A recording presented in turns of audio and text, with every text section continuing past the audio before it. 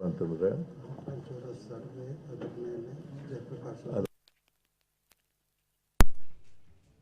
ಕಾಂತರಾಜು ವರದಿ ಅಂತಲೇ ಕರೆಯೋದು ಯಾವಾಗಲೂ.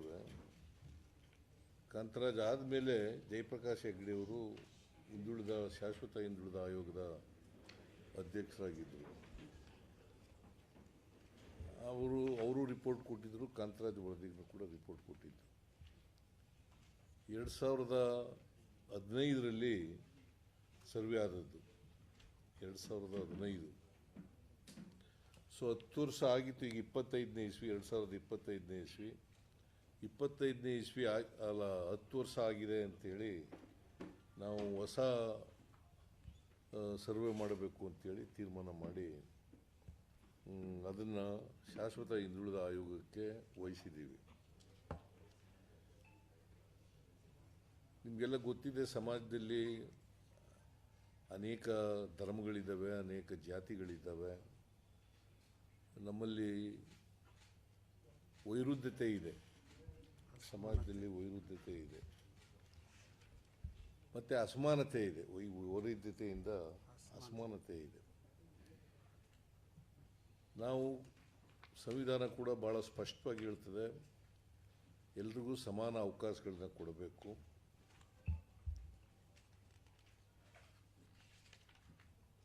ಜೊತೆಗೆ ಸಾಮಾಜಿಕ ನ್ಯಾಯ ಎಲ್ರಿಗೂ ಕೂಡ ಒದಗಿಸ್ಕೊಡ್ತಕ್ಕಂಥ ಕೆಲಸ ಆಗಬೇಕು.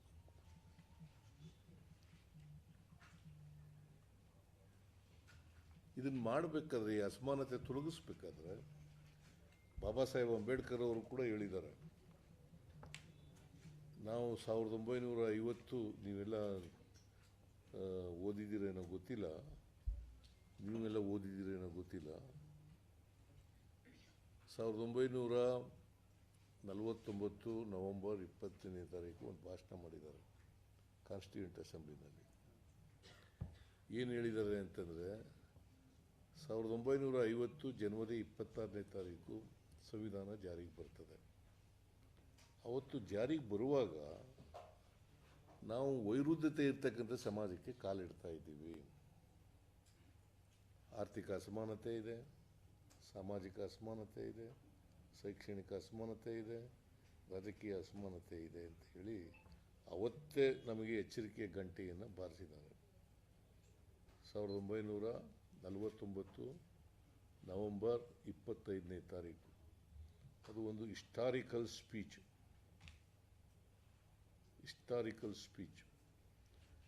ಅವತ್ತು ಏನು ಹೇಳಿದ್ದಾರೆ ಅಂತಂದರೆ, ನಮ್ಮ ಸ್ವಾತಂತ್ರ್ಯ ಯಶಸ್ವಿ ಆಗಬೇಕಾದ್ರೆ,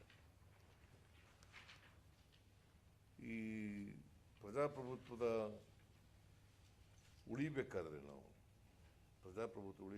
ಸ್ವಾತಂತ್ರ್ಯ ಯಶಸ್ವಿ ಆಗಬೇಕಾದ್ರೆ ನಾವು ಅಸಮಾನತೆಯನ್ನು ತೊಲಗಿಸಲೇಬೇಕು.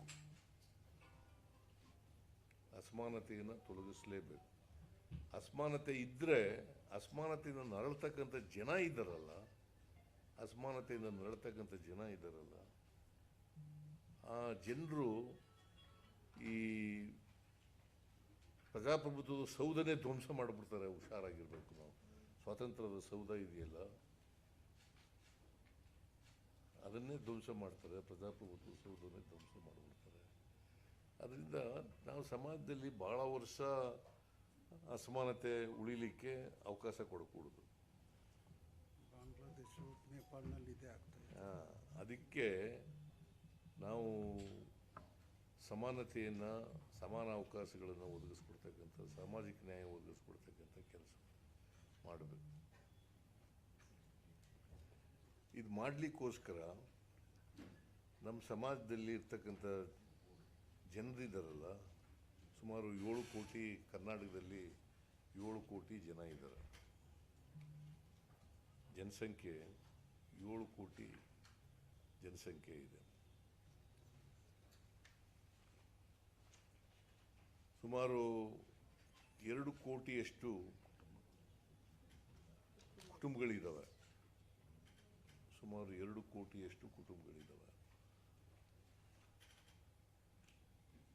ಇವರೆಲ್ಲರಿಗೂ ಕೂಡ ಸಮಾನ ಅವಕಾಶಗಳನ್ನು ಒದಗಿಸ್ಕೊಡ್ಬೇಕು, ಸಮಾನತೆಯನ್ನು ಒದಗಿಸ್ಕೊಡ್ಬೇಕು. ನಮ್ಮ ಸಂವಿಧಾನ ಭಾಳ ಸ್ಪಷ್ಟವಾಗಿ ಹೇಳಿದೆ, ಸ್ವಾತಂತ್ರ್ಯ, ಸಮಾನತೆ, ಭ್ರಾತೃತ್ವ. ಸ್ವಾತಂತ್ರ್ಯ, ಸಮಾನತೆ, ಭ್ರಾತೃತ್ವ. ಇದನ್ನು ಭಾಳ ಸ್ಪಷ್ಟವಾಗಿ ನಮ್ಮ ಸಂವಿಧಾನದಲ್ಲಿ ನಾವು ಅಳವಡಿಸ್ಕೊಂಡಿದ್ದೀವಿ. ಸಂವಿಧಾನ ಹೇಳ್ತದೆ. ಅದರಿಂದ ಸಮಾನತೆಯನ್ನು, ಸಮಾನ ಅವಕಾಶಗಳನ್ನು ಒದಗಿಸ್ಕೊಡ್ಬೇಕಾಗಿರತಕ್ಕಂಥದ್ದು ಕರ್ತವ್ಯ. ಇಷ್ಟು ಸ್ವಾತಂತ್ರ್ಯ ಬಂದು ಎಷ್ಟು ವರ್ಷ ಆಯಿತು? ಇದು 79ನೇ ಸ್ವಾತಂತ್ರ್ಯೋತ್ಸವ ಆಚರಣೆ ಮಾಡಿದ್ದೀವಿ. 78 ವರ್ಷಗಳಾಗ್ಬಿಟ್ಟಿದೆ. 79ನೇ ಸ್ವಾತಂತ್ರ್ಯೋತ್ಸವನ ಆಚರಣೆ ಮಾಡ್ತಾ ಇದ್ದೀವಿ. ಇಷ್ಟು ವರ್ಷಗಳಾದರೂ ಕೂಡ, 78 ವರ್ಷಗಳಾದರೂ ಕೂಡ ಅಸಮಾನತೆಯನ್ನು ಸಂಪೂರ್ಣವಾಗಿ ತೊಲಗಿಸಲಿಕ್ಕೆ ಸಾಧ್ಯ ಆಗಿಲ್ಲ. ಅದಕ್ಕೋಸ್ಕರ ನಾನು 2014ರಲ್ಲಿ ಕಾಂತರಾಜು ಅವರ ಅಧ್ಯಕ್ಷತೆಯಲ್ಲಿ ಅವತ್ತು ಇದ್ದಂಥ ಪರ್ಮನೆಂಟ್ ಬ್ಯಾಕ್ವರ್ಡ್ ಕ್ಲಾಸ್ ಕಮಿಷನ್ನ ಚೇರ್ಮನ್ ಅವರ ಅಧ್ಯಕ್ಷತೆಯಲ್ಲೇ ನಾವು ಈ ಸಾಮಾಜಿಕ ಶೈಕ್ಷಣಿಕ ಸಮೀಕ್ಷೆ ಆಗಬೇಕು ಅಂತೇಳಿ ಆದೇಶ ಮಾಡಿದ್ದೆ. ಸಾಮಾಜಿಕ ಶೈಕ್ಷಣಿಕ ಸಮೀಕ್ಷೆ ಆಗಬೇಕು ಅಂತೇಳಿ ಮಾಡಿದ್ದೆ. ಯಾಕೆ ಮಾಡಿದ್ದೆ ಅಂತಂದರೆ, ಇದು ಸಮಾನತೆ ಬರಬೇಕಲ್ಲ ಎಲ್ರಿಗೂ. ಅವರ ಶಿಕ್ಷಣ ಪರಿಸ್ಥಿತಿ ಗೊತ್ತಾಗಬೇಕು, ಅವರ ಉದ್ಯೋಗದ ಪರಿಸ್ಥಿತಿ ಗೊತ್ತಾಗಬೇಕು, ಅವರು ಯಾವ ಜಾತಿ ಸೇರಿದ್ದಾರೆ ಅಂತ ಗೊತ್ತಾಗಬೇಕು, ಯಾವ ಧರ್ಮಕ್ಕೆ ಸೇರಿದ್ದಾರೆ ಅಂತ ಗೊತ್ತಾಗಬೇಕು, ಮತ್ತು ಅವರು ಏನು ಶಿಕ್ಷಣ ಪಡ್ಕೊಂಡಿದ್ದಾರೆ, ರಾಜಕೀಯದಲ್ಲಿ ಯಾವ ಪರಿಸ್ಥಿತಿಲಿದೆ, ಅವರು ಜಮೀನುಗಳಿದೆಯಾ ಇಲ್ವಾ ಅನ್ನೋದು ಗೊತ್ತಾದರೆ ನಾವು ಅವರಿಗೆ ಕಾರ್ಯಕ್ರಮಗಳನ್ನು ಮಾಡಲಿಕ್ಕೆ ಪ್ರಯತ್ನ ಮಾಡ್ತಾಯಿದ್ದೀವಿ. ಈಗ ಗ್ಯಾರಂಟಿ ಯೋಜನೆಗಳನ್ನು ಮಾಡಿದ್ದೀವಿ. ನಾವು ಹಿಂದೆ ಇದ್ದಾಗ ಭಾಗ್ಯಗಳ ಕಾರ್ಯಕ್ರಮಗಳನ್ನು ಮಾಡಿದ್ದು. ಯಾಕೆ BPL ಕಾರ್ಡ್ ಪಡ್ಕೊಂಡಿರ್ತಕ್ಕಂಥವ್ರಿಗೆಲ್ರಿಗೂ ಕೂಡ ಸಬಲೀಕರಣ, ಆರ್ಥಿಕವಾಗಿ ಸಾಮಾಜಿಕವಾಗಿ ಸಬಲೀಕರಣ ತುಂಬತಕ್ಕಂಥ ಕೆಲಸ.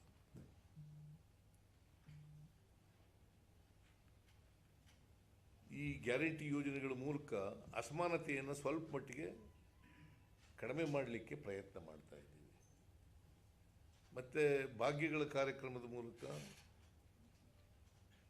ಸಮಾನತೆಯನ್ನು ಕೊಡಲಿಕ್ಕೆ ಪ್ರಯತ್ನವನ್ನು ಮಾಡ್ತಾ ಇದ್ದೀವಿ. ಸೊ ಈ ರೀತಿ ಮಾಡಬೇಕಾದ್ರೆ ಈಗ ಯಾವ ಜಾತಿ ಸೇರಿದ್ದಾರೆ, ಯಾವ ಧರ್ಮಕ್ಕೆ ಸೇರಿದ್ದಾರೆ, ಅವಕಾಶಗಳಿಂದ ವಂಚಿತರಾಗಿರ್ತಕ್ಕಂಥ ಜನ ಯಾರಿದ್ದಾರೆ, ಅವ್ರಿಗೆಲ್ರಿಗೂ ಕೂಡ ಅವರ ಶೈಕ್ಷಣಿಕ ಮತ್ತು ಸಾಮಾಜಿಕ ಪರಿಸ್ಥಿತಿ ಗೊತ್ತಾಗಬೇಕು. ಗೊತ್ತಾಗಬೇಕಾದ್ರೆ ಕಾರ್ಯಕ್ರಮಗಳು ಮಾಡಬೇಕಾದ್ರೆ ಅವ್ರಿಗೆ ಗೊತ್ತಿಲ್ಲದೆ ನೀವು ಮಾಡೋಕ್ಕಾಗಲ್ಲ. ದತ್ತಾಂಶ ಗೊತ್ತಿರಬೇಕು.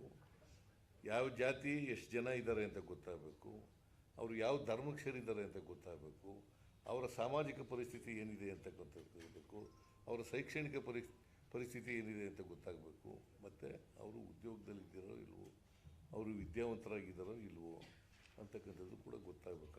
ಗೊತ್ತಾದ್ರೆ ಮಾತ್ರ ಅವರಿಗೆ ವಿಶೇಷ ಕಾರ್ಯಕ್ರಮಗಳನ್ನು, ಈಗ ಅಮೇರಿಕಾದಲ್ಲೂ ಕೂಡ ಎಂಥದ್ದು ಅಫರ್ಮೇಟಿವ್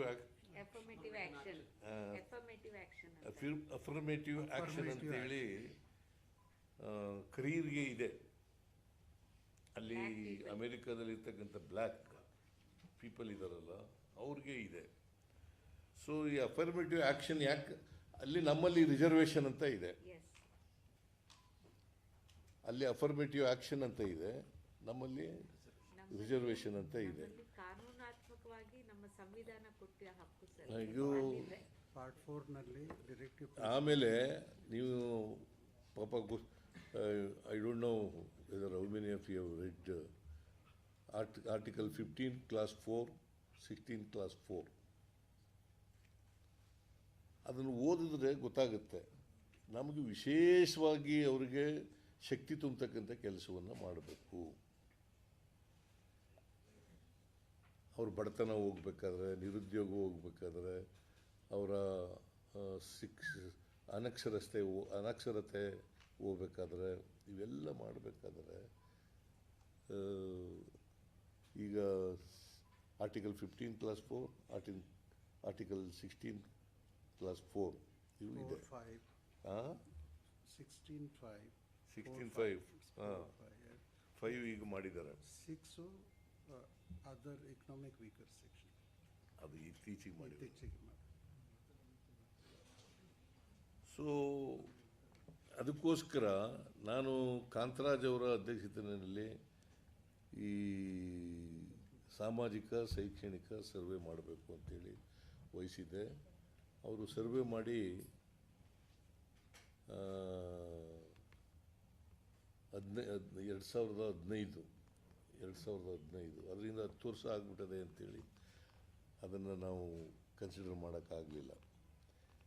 ಈಗ ಹೊಸದಾಗಿ 7 ಕೋಟಿ ಜನರ ಸಾಮಾಜಿಕ ಶೈಕ್ಷಣಿಕ ಪರಿಸ್ಥಿತಿ ಏನಿರಬೇಕು ಅದನ್ನು ತಿಳ್ಕೊಳ್ಳಿಕ್ಕೋಸ್ಕರವಾಗಿ ಈಗ Madhusudan Naik permanent backward class commission ಅಧ್ಯಕ್ಷರಾಗಿದ್ದಾರೆ. ಇವರೆಲ್ಲ ಮೆಂಬರ್ಗಳಾಗಿದ್ದಾರೆ. 5 ಜನ ಮೆಂಬರ್ಗಳಿದ್ದಾರೆ.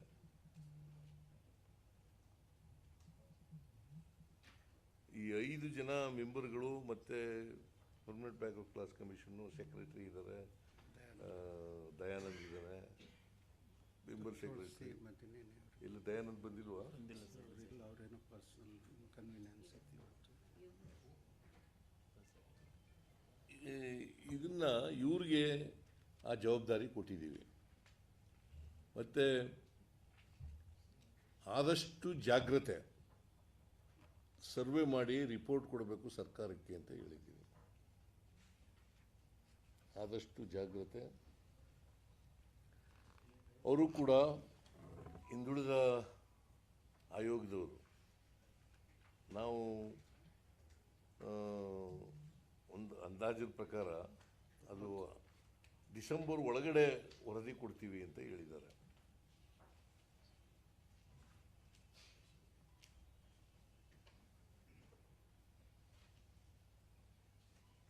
ಈ ಸಮೀಕ್ಷೆ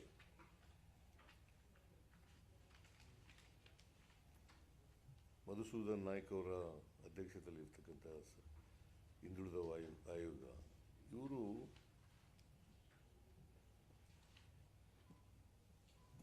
ಜಾತಿ ಗಣತಿಯನ್ನು ಸಮೀಕ್ಷೆಯನ್ನು 2025 ಸೆಪ್ಟೆಂಬರ್ 22ರಿಂದ ಅಕ್ಟೋಬರ್ 7ರವರೆಗೆ ಸೆಪ್ಟೆಂಬರ್ 22, 2025 ಅಲ್ಲಿಂದ ಅಕ್ಟೋಬರ್ 7ರೊಳಗಡೆ ಮುಗಿಸ್ಬೇಕು ಅಂತ ಮಾಡಿದ್ದಾರೆ. ಯಾಕಂತಂದರೆ ಈ ಅವಧಿನಲ್ಲಿ ದಸರಾ ರಜಾ ಇದೆ. 22ಕ್ಕೆ ಉದ್ಘಾಟನೆ ಆಗ್ತದೆ ದಸರಾ. 2ನೇ ತಾರೀಕಿಗೆ ಜಂಬೂ ಸವಾರಿ ಮುಗೀತದೆ.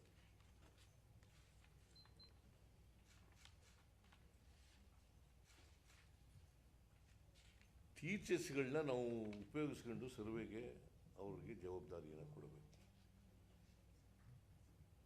ರಜಾ ಇರೋದ್ರಿಂದ ಸರ್ಕಾರಿ ಶಾಲೆಯಲ್ಲಿರ್ತಕ್ಕಂಥ ಟೀಚರ್ಸ್ಗಳು, ಉಪಾಧ್ಯಾಯರುಗಳು ಅವರನ್ನು ಸರ್ವೆಗೆ ಬಳಸ್ಕೊಳ್ತಕ್ಕಂಥದ್ದು ಸುಮಾರು 1,60,60,000 ಅಲ್ಲ, 1,75,000 ಉಪಾಧ್ಯಾಯರುಗಳನ್ನು ಈ ಕೆಲಸಕ್ಕೆ ನೇಮಕ ಮಾಡ್ಕೊತಾ ಇದ್ದೀವಿ. ಅವರಿಗೆ ವಿಶೇಷ 20,000 ತನಕ ಬರ್ತದೆ ಸರ್. ಸುಮಾರು 20,000 ರೂಪಾಯಿನವರೆಗೂ ಕೂಡ ಕೊಡ್ತೀವಿ ಅಂತ ಹೇಳಿ ಮಾಡ್ತಾ ಇದ್ದೀವಿ. ಇದೇ ಜಾಸ್ತಿ ಆಗ್ತಾ ಇರ್ತಕ್ಕಂಥದ್ದು.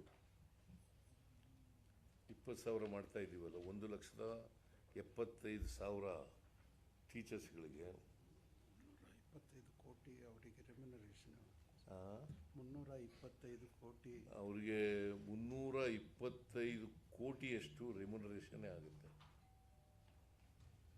325 ಕೋಟಿ.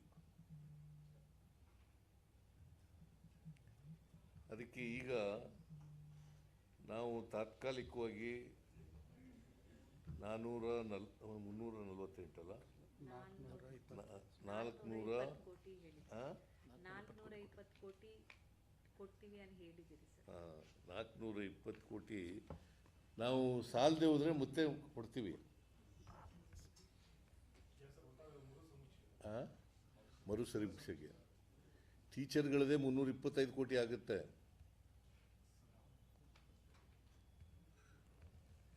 ನಾವು ಇದರಲ್ಲಿ ಹಿಂದೆ ಕಾಂತರಾಜ್ ವರದಿ ತಯಾರು ಮಾಡಿದಾಗ 165 ಕೋಟಿ ಆಗಿತ್ತು.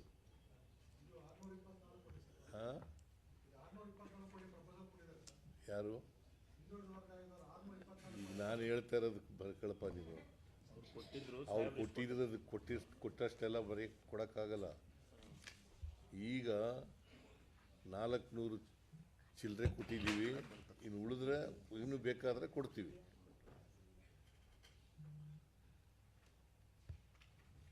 ಸೊ ಅದರಿಂದ ಒಂದು ಮಧುಸೂದನ್ ನಾಯ್ಕ್ ಅವರ ಕಮಿಟಿ, ಹಿಂದುಳಿದ ಆಯೋಗ ವೈಜ್ಞಾನಿಕವಾಗಿ ಸರ್ವೆ ಮಾಡಬೇಕು. ಎರಡನೇದು, ಸೆಪ್ಟೆಂಬರ್ 22ರಿಂದ ಸರ್ವೆ ಪ್ರಾರಂಭ ಆಗುತ್ತೆ, ಸಮೀಕ್ಷೆ. ಮತ್ತು 7ನೇ ತಾರೀಕಿನವರೆಗೆ ನಡೀತದೆ. ವರದಿಯನ್ನು ಡಿಸೆಂಬರ್ ಒಳಗಡೆ ಕೊಡಬೇಕು. ಆಮೇಲೆ ಈ ಸಾರಿ ಒಂದು ವಿನೂತನವಾದಂಥ ಪದ್ಧತಿಯನ್ನು ನಾಗಮೋಹನ್ ದಾಸ್ ಸಮಿತಿಯವರು, ಆಯೋಗದವರು ಮಾಡಿದರಲ್ಲ, ಈ ಒಳ ಮೀಸಲಾತಿ ಬಗ್ಗೆ ಮಾಡಿದರಲ್ಲ, ಆ ಥರದ್ದು ಇವರು ಕೂಡ ಮಾಡ್ತಾ ಇದ್ದಾರೆ. ಯಾಕಂತಂದರೆ ಈ ಮನೆ ಮನೆಗೂ ನಾವು ಕರೆಂಟ್ ಕೊಟ್ಟಿದ್ದೀವಿ. ಈ ಮೀಟರ್ ರೀಡರ್ ಇರ್ತಾರಲ್ಲ, ಮೀಟರ್ ರೀಡರು, ಸೊ ಅವರು ಪ್ರತಿ ತಿಂಗಳು ಕೂಡ ಮೀಟರ್ ರೀಡಿಂಗ್ ಮಾಡ್ತಾರೆ. ನಾವು ಮನೆ ಕನೆಕ್ಷನ್ ಕೊಡುವಾಗ 6 ನಂಬರ್ ಕೊಟ್ಟಿರ್ತೀವಿ. ಜಿಯೋ ಟ್ಯಾಗ್ ಹೋಗಿ ಜಿಯೋ ಟ್ಯಾಗಿಂಗ್ ಮಾಡ್ತಾರೆ. ಸೊ ಇವರು ಹೋಗಿ ಜಿಯೋ ಟೈಪ್ ಮಾಡ್ತಕ್ಕಂಥ ಕೆಲಸ ಮಾಡ್ತಾರೆ. ಮತ್ತು ಅವ್ರ ಮನೆಯಲ್ಲಿ ಎಷ್ಟು ಮನೆಗಳಿದ್ದಾವೆ ಆ ಮನೆಗಳನ್ನೆಲ್ಲ ಐಡೆಂಟಿಫೈ ಮಾಡಿ ಆ ಮನೆಗಳಿಗೆ ಒಂದು ಯುನಿಕ್ ಹೌಸಿಂಗ್ ಐಡಿ ಪಟ್ಟಿ ನಂಬರ್ ಒಂದು ಕೊಡ್ತಾರೆ. ಪಟ್ಟಿ ಅಂಟಿಸ್ತಾರೆ. ಆ ಪಟ್ಟಿನ ಒಂದು ಇದು ಮಾಡಿ ನಂಬರ್ ಮಾಡಿ ಅಂಟಿಸ್ತಾರೆ ಮನೆ ಮನೆಗೆ. ಇದು ಮೊದಲನೇ ಕೆಲಸ. ಇವತ್ತಿಗೂ 1,55,00,000 ಸ್ಟಿಕ್ಕರ್ಸ್ ಅಂಟಿಸಿದೆ. UHID ಅಂತ ಹೇಳ್ತಾರೆ ಅದಕ್ಕೆ, unique house hold identity. Unique house hold identity ಎಲ್ಲ 2 ಕೋಟಿ ಮನೆಗೂ ಅಂಟಿಸ್ತಾರೆ. ಸುಮಾರು 2 ಕೋಟಿ ಮನೆಗೂ ಕೂಡ ಅಂಟಿಸ್ತಕ್ಕಂಥ ಕೆಲಸನ ಮಾಡ್ತಾರೆ. ಇವತ್ತಿಗೆ 155 ಕೋಟಿ ಅಂಟಿಸಿದ್ದೀವಿ. ಈಗ ಇವತ್ತಿನವರಿಗೆ 1,55,00,000 ಮನೆಗಳಿಗೆ ಈ ಪಟ್ಟಿಯನ್ನು ಅಂಟಿಸ್ತಕ್ಕಂಥ ಕೆಲಸವನ್ನು, ಈ ಸ್ಲಿಪ್ ಅಂತ ಸ್ಟಿಕ್ಕರ್ ಅದು ಅಂಟಿಸ್ತಕ್ಕಂಥ ಕೆಲಸ ಮಾಡ್ತಾರೆ. ಅದು ಒಂದು. ಆಮೇಲೆ ಅದಾದಮೇಲೆ ಮನೆ ಮನೆಗೆ ಮೇಸ್ಟ್ರುಗಳು ಟೀಚರ್ ಸರ್ವೆ ಮಾಡ್ತಾರೆ, ಪ್ರತಿ ಮನೆಗೂ ಕೂಡ. ಅಲ್ಲಿ ಈ ಆಧಾರ್ ಕಾರ್ಡ್ ಇದೆಯಲ್ಲ, ಪಡಿತರ ಚೀಟಿ ಮತ್ತು ಆಧಾರ್ ಕಾರ್ಡು, ಅದನ್ನು ಅವರು ಮೊಬೈಲ್ ಇದ್ದರೆ ಮೊಬೈಲಿಗೆ ಲಿಂಕ್ ಮಾಡ್ತಾರೆ.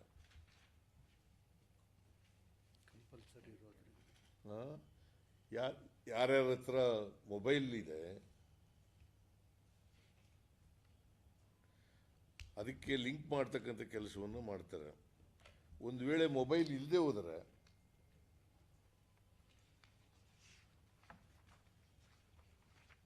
ಆ ಮನೆಗಳನ್ನು ಕೂಡ ಸರ್ವೆ ಮಾಡ್ತಕ್ಕಂಥ ಕೆಲಸವನ್ನು ಮಾಡ್ತಾರೆ.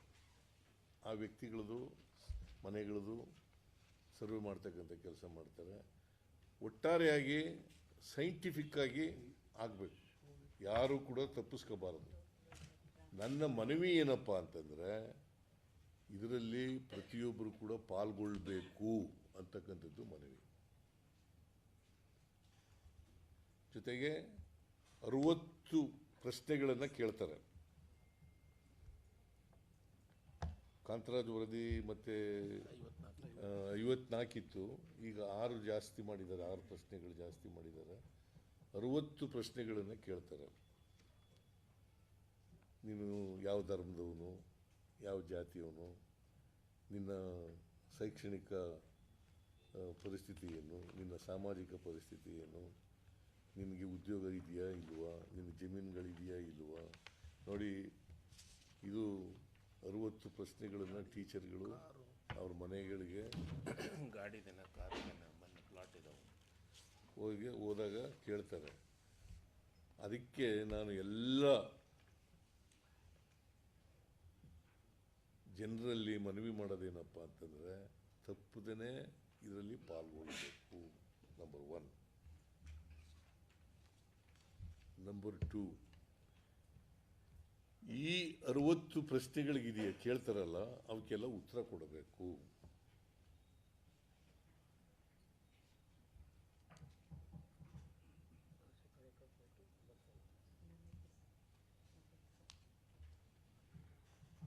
ಮತ್ತೆ ಯಾರೂ ಕೂಡ ಇದರಲ್ಲಿ ತಪ್ಪಿಸ್ಕೋಬಾರ್ದು.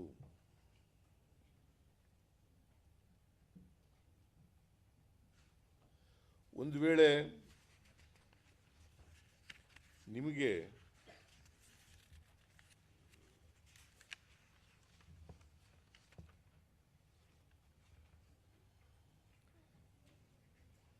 ಮನೇಲಿ ಇರೋಕ್ಕಾಗಲಿಲ್ಲ ಅಂತಂದರೆ ಒಂದು ಸಹಾಯವಾಣಿ ಇದೆ ಆಯೋಗದ್ದು.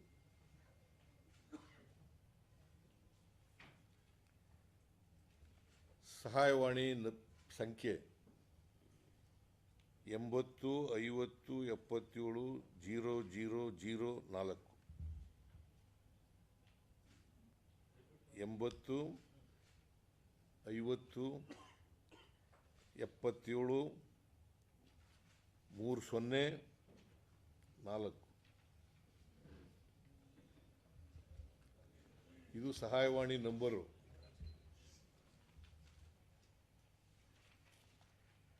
ಅದಕ್ಕೆ ಕರೆ ಮಾಡಬಹುದು.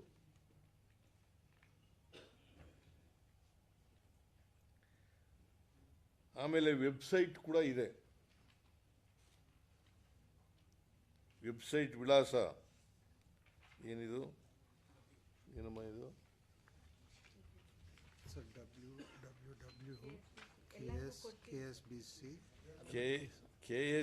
Karnataka state KSCBC Karnataka government ಇನ್ ಕೊಟ್ಟಿದ್ದೀರಾ?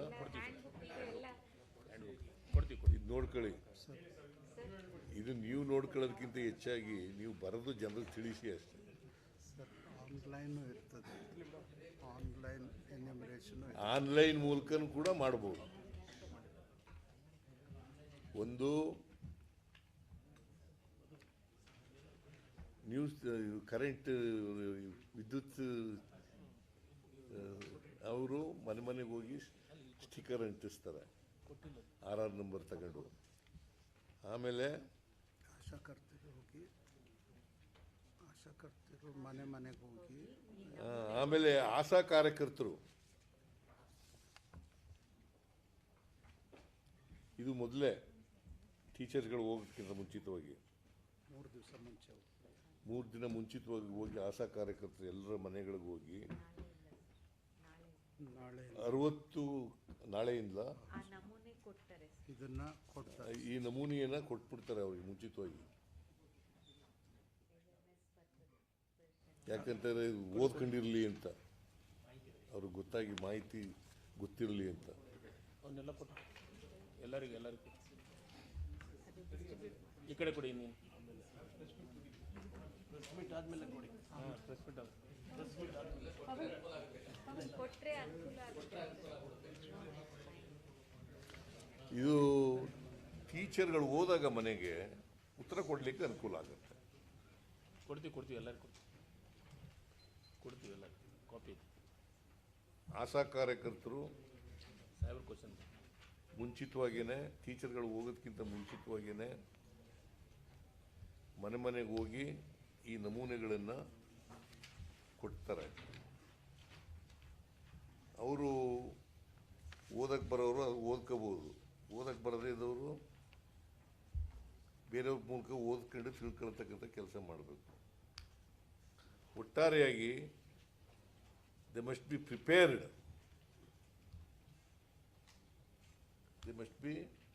Prepared. Whatever questions, I mean, according to the ನಮೂನೆ, ಅವೇರ್ನೆಸ್ಸನ್ನು ಸ್ಪ್ರೆಡ್ ಮಾಡಿ ಅದು ಅವೇರ್ನೆಸ್ಸನ್ನು ಕ್ರಿಯೇಟ್ ಮಾಡ್ತಕ್ಕಂಥದ್ದು.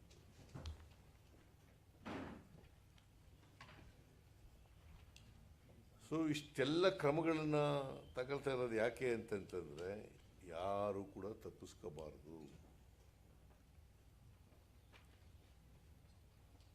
ಎಲ್ಲರ ಮನೆಗಳಲ್ಲೂ ಕೂಡ ನಮಗೆ ಅವರ ಮಾಹಿತಿ ಸಿಗಬೇಕು. ಅಪಾರ್ಟ್ಮೆಂಟ್ಗಳಿಗೂ ಎಲ್ಲ ಅಪಾರ್ಟ್ಮೆಂಟ್ಗಳಿಗೂ ಹೋಗ್ತಾರೆ. ಈಗ ಪ್ರತಿಯೊಬ್ಬ ಟೀಚರ್ಗೆ ಎಷ್ಟು ಮನೆ ಕೊಡ್ತೀರಿ? 150 ಮನೆ. ಒಬ್ಬ ಟೀಚರ್ಗೂ 120ರಿಂದ 150 ಮನೆ ಕೊಡ್ತೀವಿ ಸರ್. 120ರಿಂದ 150 ಮನೆಗಳು ಎನ್ಯೂಮರೇಷನ್ ಬ್ಲಾಕ್ ಮಾಡಿ ಅವ್ರಿಗೂ ಒಂದೊಂದು ಬ್ಲಾಕ್ ಮಾಡಿ ಒಬ್ಬ ಟೀಚರ್ಗೆ 120ರಿಂದ 150 ಮನೆಗಳು. ಅದು ಅಪಾರ್ಟ್ಮೆಂಟ್ ಇರಲಿ, ಅಲ್ಲಿ ಎಷ್ಟು ಮನೆಗಳಿರ್ತವೆ ಅಷ್ಟು ಅಪಾರ್ಟ್ಮೆಂಟ್ಗಳಿರ್ತವೆ, ಅಷ್ಟು ಅಪಾರ್ಟ್ಮೆಂಟ್ಗಳಲ್ಲಿ ಕೆಲವರು ತಮ್ಮ ಜಾತಿಯನ್ನ ಹೇಳ್ಕೊಳ್ಳೋಕೆ ಮುಂದೆ ಬರ್ತಿಲ್ಲ, ತುಂಬಾ ಜನ ಹಿಂದೆ ಹಾಕ್ತಿದ್ದಾರೆ ಅಂತ ಲಾಸ್ಟ್ ಟೈಮ್ ಸಿಕ್ಕಾಪಟ್ಟೆ ಕಂಪ್ಲೇಂಟ್. ಅದಕ್ಕೆ ನೋಡಪ್ಪ, ಆನ್ಲೈನ್ ಮೂಲಕ ಕೊಡಲಿ.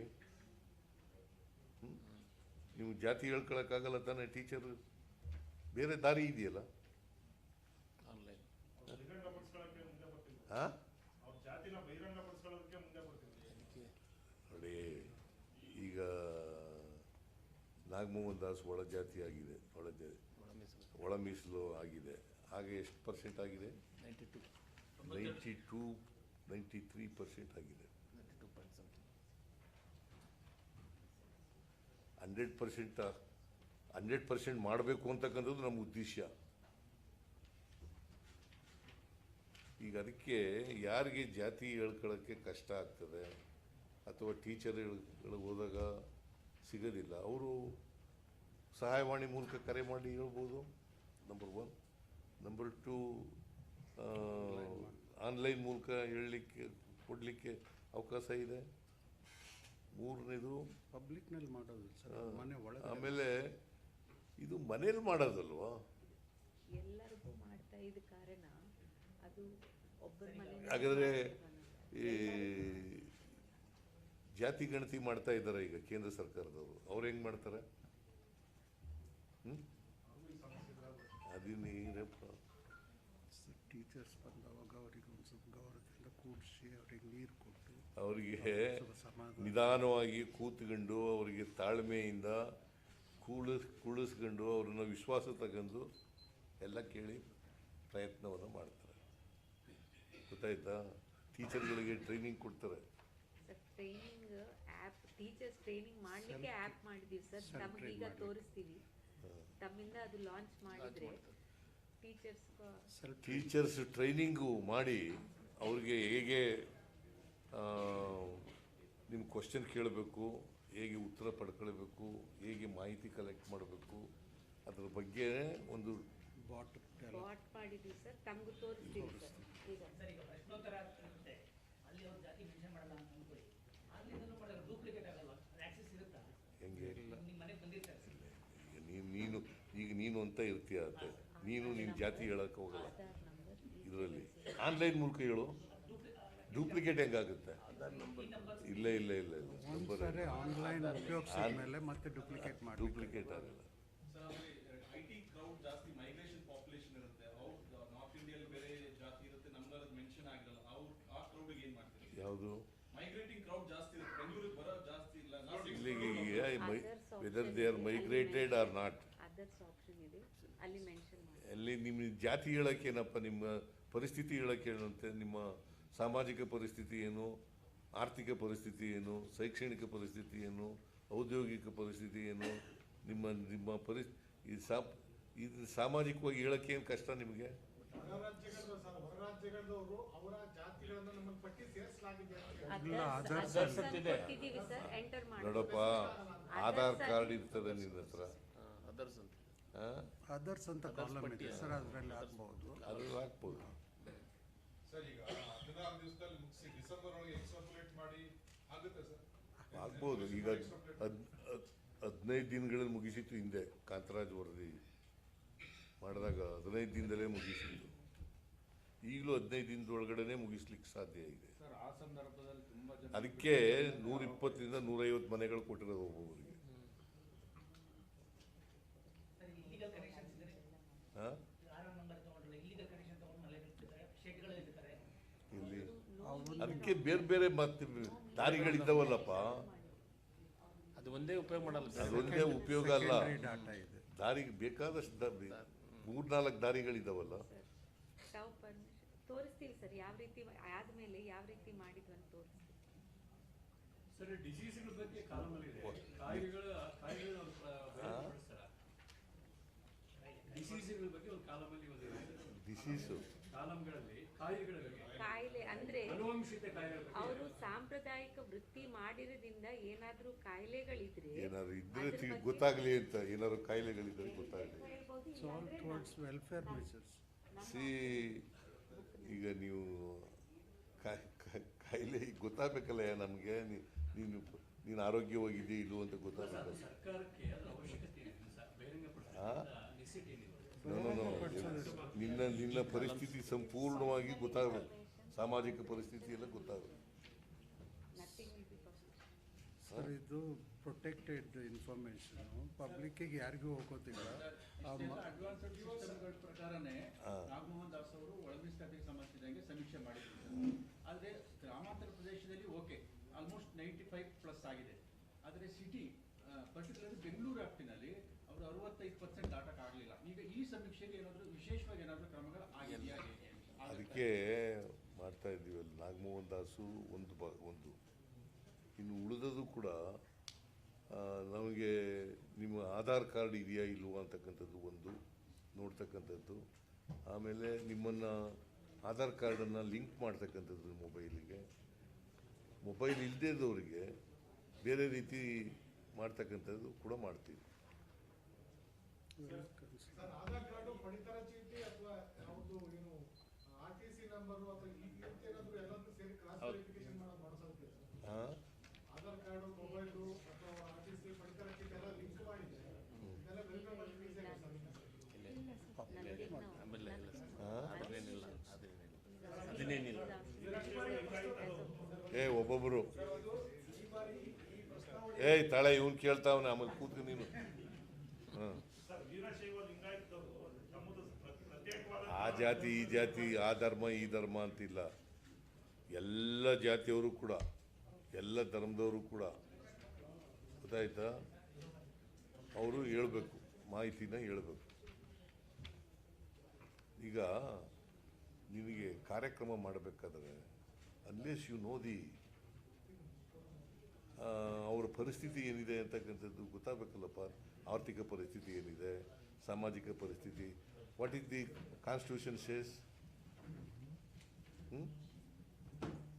ಎಲ್ರಿಗೂ ಸಮಾನ ಅವಕಾಶಗಳು ಸಿಗಬೇಕಲ್ಲ, ಎಲ್ರಿಗೂ ಈಕ್ವಲ್ ಆಪರ್ಚುನಿಟೀಸ್ ಕೊಡಬೇಕಲ್ಲ.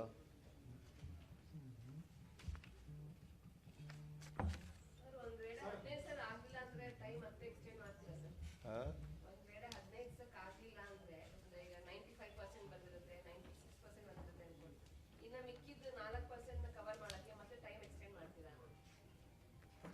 ಈಗ 15 ದಿನದಲ್ಲೇ ಎಲ್ಲನೂ ಏನೇನು ಮಾಡಬೇಕು ಅವೆಲ್ಲನೂ ಮಾಡ್ತಾರೆ. ಆಗುತ್ತೆ. ಅದು ಎಲ್ಲ ಸೆನ್ಸಸ್ಗಳು ಕೂಡ ಮಾಡೋದು ಇದನ್ನೇ. ಈಗ ವಿಶೇಷವಾಗಿ ಈ ಸೆನ್ಸಸ್ನ ಯಾಕೆ ಮಾಡ್ತಾ ಇದ್ದೀವಿ ಅಂದರೆ ನಮಗೆ ಯಾವುದೇ ಇದಾಗಿರಬಾರ್ದು, ನ್ಯೂನತೆಗಳಿರಬಾರ್ದು. ಆ ನ್ಯೂನತೆಗಳಿರಬಾರ್ದು ಮತ್ತು ಯಾರೂ ಬಿಟ್ಟೋಗ್ಬಾರ್ದು. ಸರ್, ಈಗ ದಲಿತ್ ಕ್ರಿಶ್ಚಿಯನ್ ಮತ್ತೆ ಬೇರೆ ಇದರಲ್ಲಿ ಡಬಲ್ ಇದು ಮಾಡ್ತಾರೆ ಸರ್. ದಲಿತ್ ಕ್ರಿಶ್ಚಿಯನ್ ಅಂತ ಐಡೆಂಟಿಫೈ ಅವ್ರನ್ನ ಯಾವ ಗ್ರೂಪಿಗೆ ಸೇರಿಸ್ತಾರೆ? ದಲಿತ್ ಕ್ರಿಶ್ಚಿಯನ್ ಅಂತ ಕ್ರಿಶ್ಚಿಯನ್ ಕುರುಬ, ಕ್ರಿಶ್ಚಿಯನ್ ದಲಿತ ಈ ತರದ ಎಂಟ್ರಿನೂ ಇದೆ. ಕ್ರಿಶ್ಚಿಯನ್ ಬ್ರಾಹ್ಮಣ ಯಾವ ಇದೆ, ಇದಕ್ಕೆ ಆಕ್ಷೇಪಣೆಗಳು ಕೂಡ ಬಂದಿದೆ.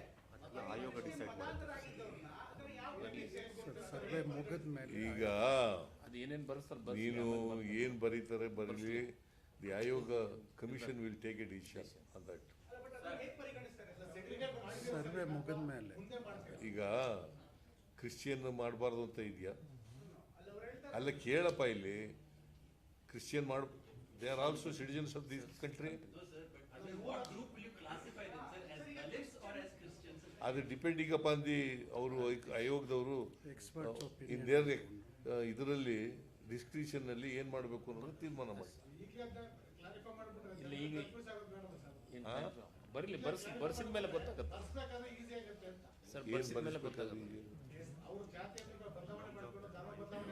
ಸರ್. ಆಯೋಗ ಡಿಸಿಷನ್ ತಗೊಂತೈತೆ ಸರ್. ಈಗ ನೋಡಪ್ಪ, ನೀನು ಕ್ರಿಶ್ಚಿಯನ್ ಕನ್ವರ್ಟ್ ಆಗ್ಬಿಟ್ಟಿದ್ಯಾ ಅಂತ ಇಟ್ಕೊಳ್ಳೋಣ. ನೀನು ಕ್ರಿಶ್ಚಿಯನ್ ಆಗ್ಬಿಟ್ಟಿದೆಯಲ್ಲೋ, ಕ್ರಿಶ್ಚಿಯಾನಿಟಿ ಮೇಲೆ ನೀನು ಕ್ರಿಶ್ಚಿಯನ್ ಅಂತ ಬರೀ.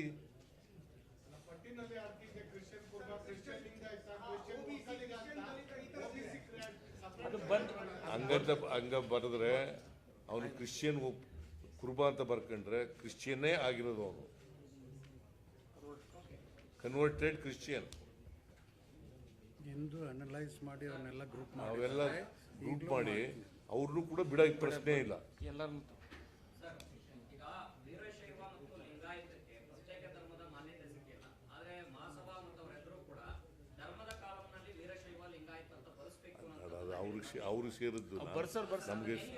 ಅವ್ರು ವೀರಶೈವ ಧರ್ಮಾಂತರ ಬರೆಸ್ಕೊಳ್ಳಿ ಅಥವಾ ಲಿಂಗಾಯತ ವೀರಶೈವ ಧರ್ಮಾಂತರ ಬರೆಸ್ಕೊಳ್ಳಿ, it is for them to take a decision. ಆಮೇಲೆ ಒಂದು ವೇಳೆ ನಮಗೆ ಬೇಕಾಗಿರ್ತಕ್ಕಂಥದ್ದು ಭಾಳ ಮುಖ್ಯವಾಗಿ ಅವರ ಶೈಕ್ಷಣಿಕ ಸಾಮಾಜಿಕ ಪರಿಸ್ಥಿತಿ ಗೊತ್ತಾಗಬೇಕು ಅಷ್ಟೇ. ಅವರು ವೀರಶೈವರಾರು ಅಂತ ಬರ್ಕೊಳ್ಳಿ ಅಥವಾ ಲಿಂಗಾಯತ ಅಂತವ್ರು ಬರ್ಕೊಳ್ಳಿ, ಹೌದು ಅವ್ರಿಗೆ ಸೇರಿದ್ದು ಅವ್ರು ಏನು ಬರ್ಕೊತಾರೆ ಅದು ಬರ್ಕೊಳ್ಳಿ.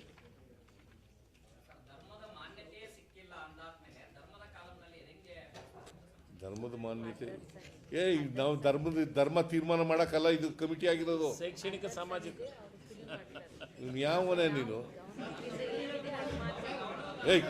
ಕೇಳಪ್ಪ, ಇಲ್ಲಿ ಧರ್ಮ ತೀರ್ಮಾನ ಮಾಡೋಕ್ಕಲ್ಲ ಈ ಕಮಿಟಿ ಆಗಿರೋದು. ಅವರ ಸಾಮಾಜಿಕ ಶೈಕ್ಷಣಿಕ ಪರಿಸ್ಥಿತಿ ಗೊತ್ತಾಗಬೇಕು, ಜಾತಿ ಗಣತಿ ಆಗಬೇಕು. ಅದು ಬಿಟ್ಬಿಟ್ಟು ಸುಮ್ಮನೆ ಏನೇನೋ ಪ್ರಶ್ನೆ ಕೇಳಿದ್ರೆ ಅವ್ರು ಏನಾರ ಬರ್ಕೊಳ್ಳಿ. ಬರ್ಸಲಿ ಬಿಡಿ, ಅದು ಆಯೋಗ ನಿರ್ಧಾರ ಮಾಡುತ್ತೆ ಬಿಡಿ ಸರ್.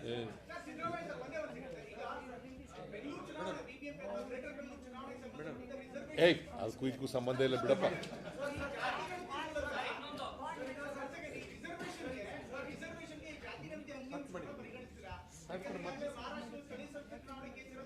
ಮೊದಲು ಇವರು ಶಿಫಾರಸ್ ಮಾಡಲಿ, ಆಮೇಲೆ government will take a decision.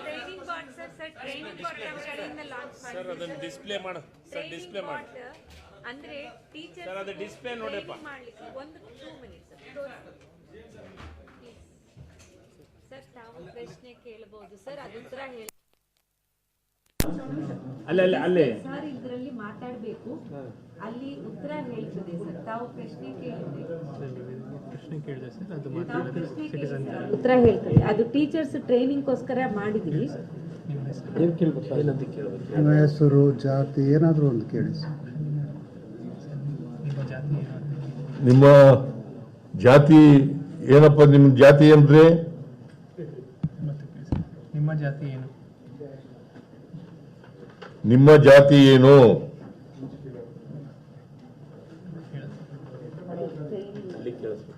ನಿಮ್ಮ ಜಾತಿ ಏನು? ನಾನು ಯಾವುದೇ ಹೆಮ್ಮೆಯನ್ನು ಹೊಂದಿಲ್ಲ. ಅಲ್ಲಿ ನೋಡಿ, ನಿಮ್ಮ ಜಾತಿ ಯಾವುದು? ನನ್ನ ಜಾತಿ ಲಿಂಗಾಯತ. ಟ್ರೈನಿಂಗ್ ಈ ಪಾಟ್ ಟೀಚರ್ಸ್ಗೂ ಕಡಿಮೆ ಟೈಮ್ ನಲ್ಲಿ ಮಾಡಿರೋದು ಆಪ್ ಅವ್ರಿಗೆ ಕೊಡ್ತೀವಿ. ಅವ್ರ ಪ್ರಶ್ನೆ ಏನು ಕೇಳಬೇಕು, ಸೀಕ್ವೆನ್ಸಿಂಗ್ ಹೇಗೆ ಬರ್ತದೆ ಅಂದ್ರೆ ಉತ್ತರ ಹೇಳುತ್ತೆ. ನಾನು ಪ್ರಶ್ನೆ ಕೇಳಿದ್ರು ಈ ಪ್ರಶ್ನೆ ಬರ್ತದೆ, ಆ ಬಾಟ್ ಉತ್ತರ ಹೇಳ್ತದೆ, ರ್ಯಾಂಡಮ್ ಆಗಿ ಹೇಳ್ತದೆ, ಎಲ್ಲದಕ್ಕೂ ಅದೇನು ಹೇಳೋದಿಲ್ಲ. 1600 ಚಿಲ್ಡ್ರೆ ಇದರಲ್ಲಿ ಎಲ್ಲ ಜಾತಿಗಳಿದೆ, ರ್ಯಾಂಡಮ್ ಆಗಿ ಉತ್ತರ ಹೇಳ್ತಾ ಹೋಗುತ್ತೆ. ಸೊ ದಟ್ ಟೀಚರ್ಸ್ ಅವರೇ ಅದು ಕಲಿಬಹುದು. Training in person training school ಸಮಯ ಆದಮೇಲೆ ನಾವು ಅರೇಂಜ್ ಮಾಡಿದ್ವಿ. ಬಟ್ ಇದು ಇನ್ನೊಂದು ಎಡಿಷನಲ್ ಆಗಿ ಟೀಚರ್ಸ್ಗೋಸ್ಕರ ಟ್ರೈನಿಂಗ್ ಆ್ಯಪ್ ರೆಡಿ ಮಾಡಿದ್ವಿ. ಇವತ್ತು CM ಸರ್ ಲಾಂಚ್ ಮಾಡ್ತಾರೆ. ಈ ಬಾರಿ ಪ್ರಸ್ತಾವನೆಗಳಲ್ಲಿ ಗ್ಯಾರಂಟಿಗಳನ್ನು ಒಳಗೊಂಡಂತೆ ಸರ್ಕಾರ ಯಾವ್ಯಾವ ಯೋಜನೆಗಳನ್ನ ಪಡ್ಕೊಂಡಿದ್ರಿ, ಲಾಭ ಪಡ್ಕೊಳ್ಳೋದ್ರ ಬಗ್ಗೆ ಡೀಟೇಲ್ಸ್ ಅನ್ನ ಕೇಳಿದೆ. ಸರ್ಕಾರ ಈ ಒಂದು ಪ್ರಶ್ನೆಗಳನ್ನ ಸುಮಾರು 24 ಯೋಜನೆಗಳ ಬಗ್ಗೆ ಮೆನ್ಷನ್ ಮಾಡಿದೆ. ಯಾಕೆ ಅಂತ ಕೇಳಬಹುದು. ಸಮೀಕ್ಷೆಯಲ್ಲಿ 24 ಸರ್ಕಾರಿ ಯೋಜನೆಗಳನ್ನ ಆ ಯೋಜನೆಗಳು ಅವ್ರಿಗೆ ತಲುಪಿದವೋ ಇಲ್ವೋ ಅಂತ ಗೊತ್ತಾಗಬೇಕು ಸರ್ಕಾರಕ್ಕೆ. ಯಾವ ಜಾತಿಯವರಿಗೆ, ಅವ್ರು ಯಾವ ಜಾತಿ, ನೀನು ನಿನಗೆ ತಲುಪಿದವೋ ಇಲ್ವೋ ಅಂತಕ್ಕಂಥದ್ದು ಗೊತ್ತಾಗಬೇಕು. ಅವ್ರ ಎಕನಾಮಿಕ್ ಸ್ಟೇಟಸ್ ಏನಿದೆ, ಅವ್ರಿಗೆ ಎಕನಾಮಿಕ್ ಸ್ಟೇಟಸ್ ಏನಿದೆ ಅನ್ನೋದು ಗೊತ್ತಾಗಬೇಕಲ್ಲ. ಈಗ ನಾವು ಯಾರಿಗೆ ಟಾರ್ಗೆಟೆಡ್ ವ್ಯಕ್ತಿ ಇರ್ತಾನೆ ಅವನಿಗೆ ಈ ಕಾರ್ಯಕ್ರಮ ಮಾಡಿದ್ದೀವಿ. ಆ ಕಾರ್ಯಕ್ರಮ ತಲುಪಿದೆಯೋ ಇಲ್ವೋ ಅಂತ ಗೊತ್ತಾಗಬೇಕಲ್ಲ ನಮಗೆ. ಅದನ್ನು ಉಪಯೋಗಿಸ್ಕೊಂಡಿದ್ದಾನೆ ಇಲ್ವೋ ಅಂತ ಗೊತ್ತಾಗಬೇಕಲ್ಲ. ಅದರಿಂದ ಆರ್ಥಿಕವಾಗಿ ಸಾಮಾಜಿಕವಾಗಿ ಒಂದು ಮೇಲಕ್ಕೆ ಬಂದಿದ್ದಾನೆ ಇಲ್ವೋ ಅಂತ ಗೊತ್ತಾಗಬೇಕಲ್ಲ.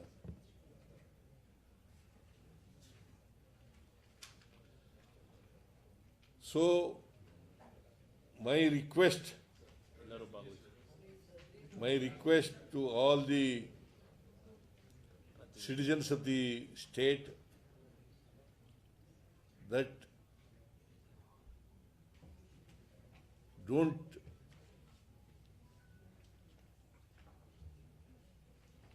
please participate in this survey, and whatever questions asked by the teacher, enumerator, you please answer all the questions.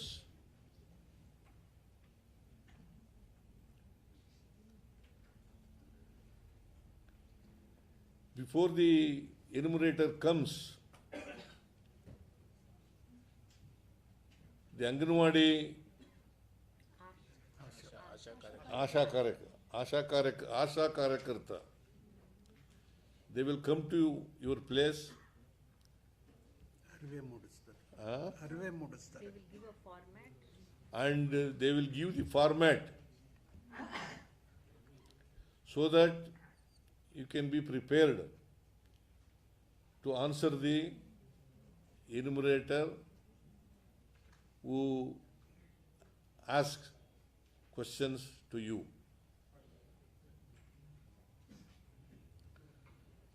So my sincere and humble request to all the citizens of the state,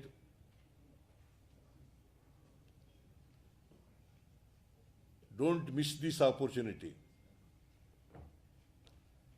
Please participate in the survey and please answer the questions put by enumerator to you.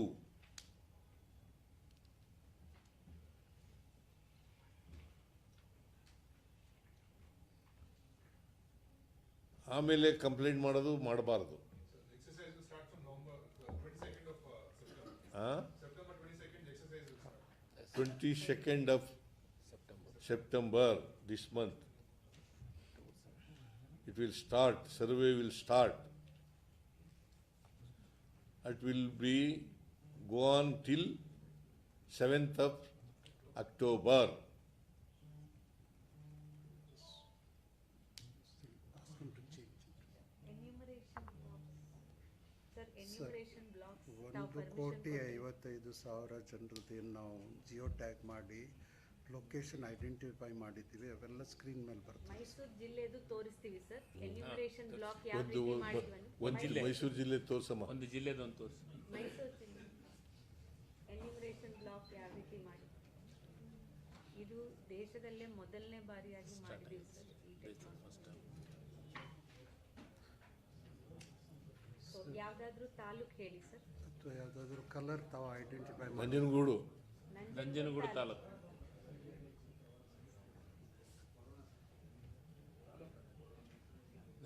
ನಂದು ವರ್ಣ ಹೋಬಳಿ.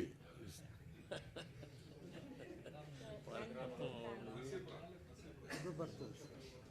ಇದು ನಂಜನಗೂಡು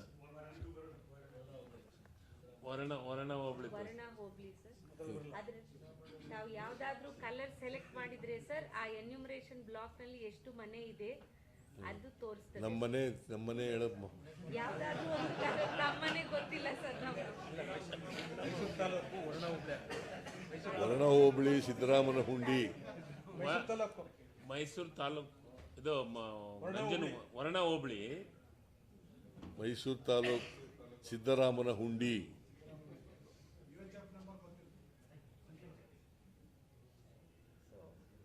ಅದು ಯಾವ್ದಾದ್ರು ಒಂದು colour, ಅದು ಒಂದೊಂದು colour ಒಂದೊಂದು enumeration block sir. ಇನ್ನೂ ಮಾಡ್ತಾ ಇದ್ವಿ, ಇಲ್ಲಿ ತನಕ ಬಂದಿರೋ ಅವು ಬ್ಲಾಕ್ಗಳು, ಎನ್ಯುಮರೇಷನ್ ಬ್ಲಾಕ್ಗಳು. ಒಬ್ಬ ಎನ್ಯುಮರೇಟರು ಏನು ಮಾಡಬೇಕು ಅನ್ನೋದ್ರ ಅದು ಆ ಬ್ಲಾಕ್ನಲ್ಲಿ ಕೆಲಸ ಮಾಡ್ತಾನೆ. ಆ ಮನೆಗೆ ಲೀಡ್ ಮಾಡ್ತದೆ sir geo tag. Automatically it will take you to that house.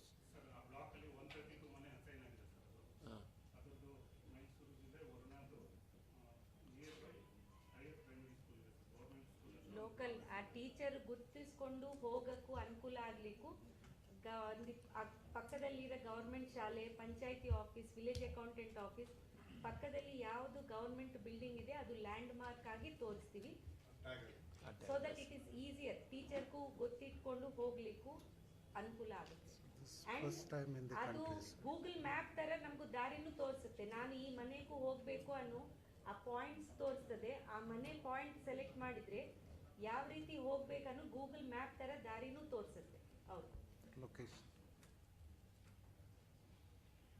So ಇದು ಇನ್ನೂ ಇಟ್ ಈಸ್ ಗೋಯಿಂಗ್ ಆನ್. ಎಲ್ಲ ಮುಗಿಸ್ಮೇಲೆ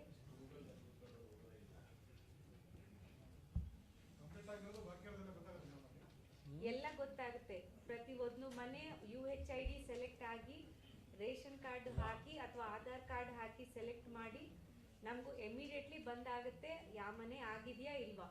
ಈಗ ಒಬ್ಬ ಟೀಚರ್ಗೂ 150 ಮನೆ ಕೊಟ್ಟಿರ್ತೀವಿ, ಆ ಟೀಚರ್ ಎಷ್ಟು ಮನೆ ಮಾಡಿದಾರೋ ಅನ್ನೋದು ನಮಗೂ ಗೊತ್ತಾಗ್ತಾ ಇರ್ತದೆ.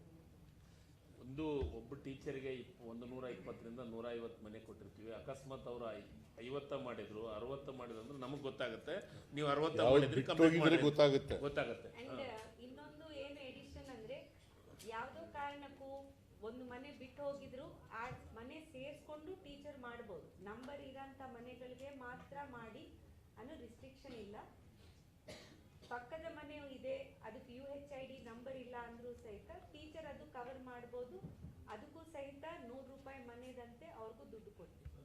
ಸೊ ನಮ್ಮ ಪ್ಲಾನಿಂಗ್ ಏನಂದ್ರೆ ಯಾವುದೇ ಮನೆ ಬಿಟ್ಟು ಹೋಗಬಾರ್ದು, ಎಲ್ಲರೂ ಭಾಗವಹಿಸಬೇಕು ಅನ್ನೋದು ಆ ಪ್ಲಾನ್ ಇಂದ ನಾವು ಮಾಡಿದ್ದೀವಿ. ಸರ್, 1,20,000 ಆದಾಯಕ್ಕಿಂತ ಜಾಸ್ತಿ ಯಾರಿದಾರೋ ಅವರೆಲ್ಲ ರೇಷನ್ ಕಾರ್ಡ್ ಈಗೆಲ್ಲ ಇದು ಮಾಡ್ತಾ ಇದ್ದಾರೆ ಅಂತ ತುಂಬಾ ಕಡೆ ಎಲ್ಲ ಕಡೆ ನೋಟಿಸ್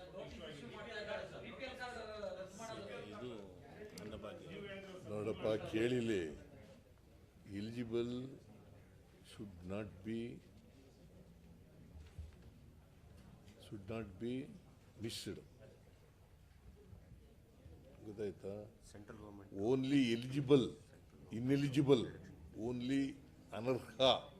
ಸೆಂಟ್ರಲ್ ಗೌರ್ಮೆಂಟ್ ಡೈರೆಕ್ಷನ್ ಮೇಲೆ ಮಾಡ್ತೀವಿ ಸರ್. ಸೆಂಟ್ರಲ್ ಗವರ್ಮೆಂಟ್ ಡೈರೆಕ್ಷನ್ ಕೊಟ್ಟಿದೆ ಸರ್. ಅದು ಸೆಂಟ್ರಲ್ ಗೌರ್ಮೆಂಟ್ ಡೈರೆಕ್ಷನ್ ಕೊಟ್ಟಿದೆ ಅಲ್ಲ.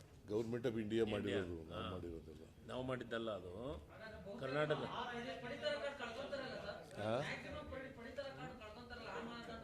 ನೋಡಪ್ಪ, ಇಲ್ಲಿವರೆಗೆ ಒಂದು ಗೈಡ್ಲೈನ್ಸ್ ಇದೆ, ಸೆಂಟ್ರಲ್ ಗೌರ್ಮೆಂಟ್ ಆ ಗೈಡ್ಲೈನ್ಸ್ ಪ್ರಕಾರ ಮಾಡ್ತೀವಿ. ಆ ಗೈಡ್ಲೈನ್ಸ್ ಬಿಟ್ಟು ವೈಲೇಷನ್ ಆಗಿದ್ದರೆ ಅಂಥವ್ರು ಮಾತ್ರ. ಒಂದು ವೇಳೆ ಎಲಿಜಿಬಲ್ ಕ್ಯಾಂಡಿಡೇಟ್ಸು, ಎಲಿಜಿಬಲ್ ಪರ್ಸನ್ಸು ಬಿಟ್ಟೋಗಿದ್ರೆ ಅವರು ಅರ್ಜಿ ಹಾಕೊಂಡ್ರೆ ಅವ್ರಿಗೂ ಕೂಡ ಮಾಡ್ಕೊಡ್ತೀವಿ.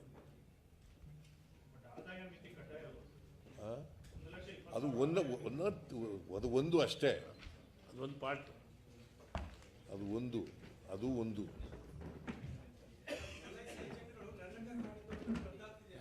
ಈಗ ಅದಕ್ಕೂ ಇದಕ್ಕೂ ಸಂಬಂಧ ಏನು? ಇದ್ರದ್ದಷ್ಟೇ ಕೇಳಿ ಸಾಕು.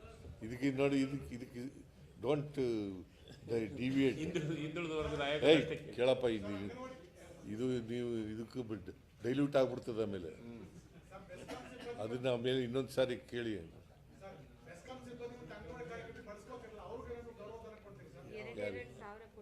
ಅವ್ರಿಗೂ ಗೌರವಧನ ಕೊಡ್ತೀವಿ.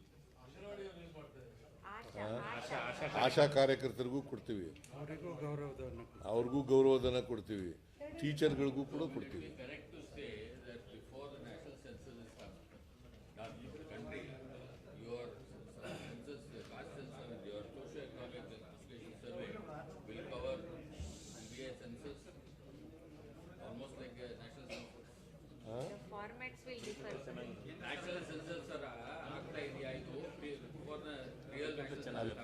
ನ್ಯಾಷನಲ್ ಸೆನ್ಸಸ್ನಲ್ಲಿ ಸೋಷಿಯೋ ಎಜುಕೇಷನಲ್ ಸರ್ವೆ ಆಗಲ್ಲ, ಕಾಸ್ಟ್ ಸೆನ್ಸಸ್ ಮಾತ್ರ ಆಗೋದು.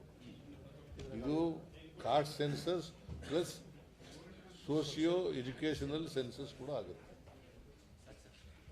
ಇದಕ್ಕೂ ಸಂಬಂಧ ಇಲ್ಲ ಅಂತ ಸುಪ್ರೀಂ ಕೋರ್ಟ್ನವರು. ಹೌದು, ಅದಕ್ಕೂ ಇದಕ್ಕೂ ಸಂಬಂಧ ಇದೆ. No. Nothing to do with the national census. ಇದು ನಮ್ಮ ರಾಜ್ಯದ 7 ಕೋಟಿ ಜನರ ಬಗ್ಗೆ ಸಾಮಾಜಿಕ, ಶೈಕ್ಷಣಿಕ ಮತ್ತು ಜಾತಿ ಗಣತಿ ಏನು ಅಂತ ನೋಡೋದು ಅಷ್ಟೇ. ನಮ್ಮ ಫಾರ್ಮ್ಯಾಟ್ ಡೀಟೇಲ್ಡ್ ಆಗಿ ಓದಿದ್ರೆ ಸರ್, ನಾವು ಬೇರೆ ಬಹಳಷ್ಟು ಪ್ರಶ್ನೆಗಳು ಜನರ ಬಗ್ಗೆ ಅದಕ್ಕೆ 60 ಪ್ರಶ್ನೆಗಳಿದ್ದಾವೆ. 60 ಪ್ರಶ್ನೆಗಳಿಗೂ ಕೂಡ ಉತ್ತರ ಸಿಕ್ಕಿದ್ರೆ ಅವರ ಇಡೀ ಬದುಕಿಗೆ ಸಂಬಂಧಪಟ್ಟಂಥ ಎಲ್ಲ ವಿಚಾರಗಳು ಕೂಡ ಮಾಹಿತಿ ಸಿಗುತ್ತೆ. ಧನ್ಯವಾದಗಳು.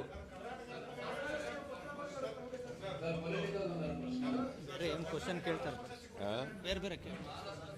ಬೇರೆ ಹೇಳಲ್ಲ. ಇದಕ್ಕೆ ಮಾತ್ರ ಸಂಬಂಧಪಟ್ಟಂತೆ ಬೇರೆಯವ್ರಿಗೆಲ್ಲ ಉತ್ತರ ಕೊಡಲ್ಲ.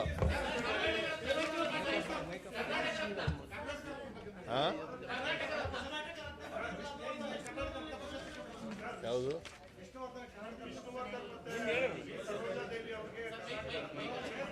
ನಿನ್ನೆ ಕ್ಯಾಬಿನೆಟ್ನಲ್ಲಿ ತೀರ್ಮಾನ ಮಾಡಿದ್ದೀವಿ, ವಿಷ್ಣುವರ್ಧನ್ ಅವರಿಗೆ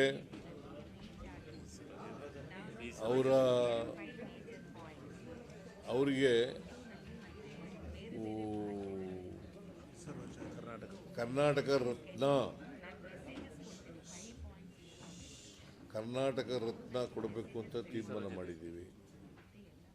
ಬಿ ಸರೋಜಾದೇವಿಯವ್ರಿಗೂ ಕೂಡ ಕರ್ನಾಟಕ ರತ್ನ ಕೊಡಬೇಕು ಅಂತ ತೀರ್ಮಾನ ಮಾಡಿದ್ದೀವಿ. ಆಮೇಲೆ ಕುವೆಂಪು, ಕೆ ವಿ ಪುಟ್ಟಪ್ಪನವರು, ಅವರಿಗೆ ಮರಣೋತ್ತರ ಭಾರತ ರತ್ನ ಕೊಡಿ ಅಂತೇಳಿ ಕೇಂದ್ರ ಸರ್ಕಾರಕ್ಕೆ ಬರೀತಾ ಇದ್ದೀವಿ. ಇವತ್ತಿನವರಿಗೆ ಕೆ ವಿ ಪುಟ್ಟಪ್ಪನವರಿಗೆ ಭಾರತ ರತ್ನ ಪ್ರಶಸ್ತಿ ಸಿಕ್ಕಿಲ್ಲ. ಅವರಿಗೆ ಭಾರತ ರತ್ನ ಪ್ರಶಸ್ತಿ ಕೊಡಿ, ಮರಣೋತ್ತರ ಕೊಡಿ ಅಂತ. ಇವ್ರಿಗೂ ಕೂಡ ನಾವು ಮರಣೋತ್ತರನೇ ಕೊಡ್ತಾ ಇರೋದು, ವಿಷ್ಣುವರ್ಧನ್ ಅವರಿಗೆ ಮತ್ತು ಬಿ ಸರೋಜಾದೇವಿ.